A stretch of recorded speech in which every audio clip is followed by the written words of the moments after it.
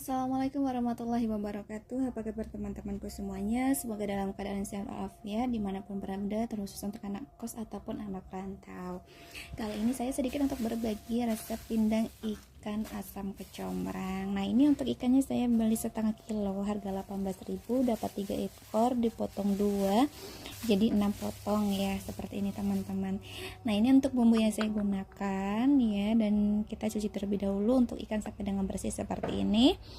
Dan di sini untuk bumbu juga dipastikan dalam keadaan bersih ya teman-teman, seperti ini bumbu yang saya gunakan. Lalu untuk dari si bumbu tadi ada lengkuas, jahe dan serai, ini kita geprek aja ya seperti ini.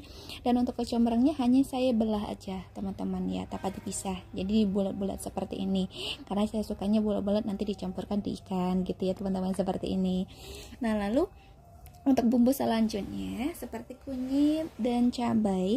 Nah, kalau untuk cabai ini sesuai dengan tingkat selera pedas kita ya, untuk banyak atau sedikitnya.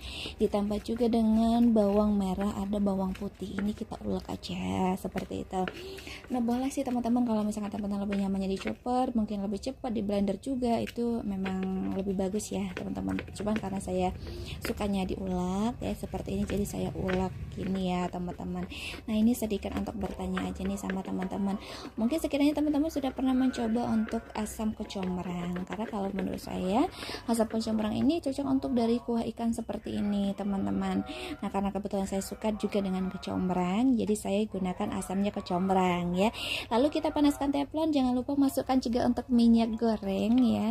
Ini kita panaskan terlebih dahulu karena ini untuk menumis ya teman-teman dari bumbu yang sudah kita ulek tadi. Nah, ini kita aduk seperti ini ya teman-teman, kita tunggu sampai dengan tercium harum. Dan juga nanti jangan lupa dimasukkan juga untuk bumbu yang sudah kita geprek ya.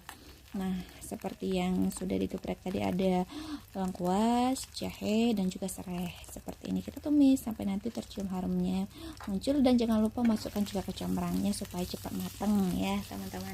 Seperti ini diaduk sesekali, ketika memang sudah sedikit mengering ditambahkan juga dengan air secukupnya untuk kuah dari si ikan tadi ya teman-teman. Dan untuk supaya cepat mendidih ya dari si kuah ini, untuk teflonnya saya tutup ya teman-teman ya, dengan tutup panci teflonnya sendiri. Ketika sudah mendidih seperti ini, kita masukkan ikan. Kenapa ditunggu mendidih dulu? Supaya ikannya cepat matang teman-teman. Ini saya gunakan hanya 3 potong aja ya, karena kan hanya untuk sendiri ya teman-teman ya, jadi tidak semua ke 6 potongnya saya kuah pindang gitu ya, karena sebagiannya rencananya mau saya goreng sendiri gitu ya teman-teman, tanpa dikuah ya. Nah, ditutup seperti ini supaya matang merata sampai dengan mendidih seperti ini ya. Dan ciri-ciri ikan itu sudah matang ya teman-teman, yaitu matanya sudah memutih ya. Nah, nanti kita cek terlebih dahulu seperti ini sudah terlihat ya untuk mata dari ikannya memutih, dan air juga sudah cukup mendidihnya merata ya teman-teman. Jangan lupa juga nanti masukkan untuk si daun bawang, karena saya suka daun bawang dicampur dengan ikan pindang seperti ini. Ditambahkan juga untuk pengharumnya yaitu kemangi ya. Dan jangan lupa juga untuk penyedap rasa dimasukkan ya teman-teman ya, karena kalau di sini saya menggunakan yaitu masako. Nah, kebetulan saya menggunakan masakonya yaitu untuk yang rasa jamur ya, bebas sih teman-teman, bisa menggunakan yang rasa sapi ya, ataupun juga penyedap rasa yang lainnya. Nah, karena saya stok di kosan hanya ada rasa jamur ya, saya gunakan yang ada aja gitu ya teman-teman untuk di kosan. Nah, jangan lupa diaduk seperti ini ya teman-teman, sesekali aja, jangan sering-sering, takutnya khawatirnya ikannya nanti malah pecah.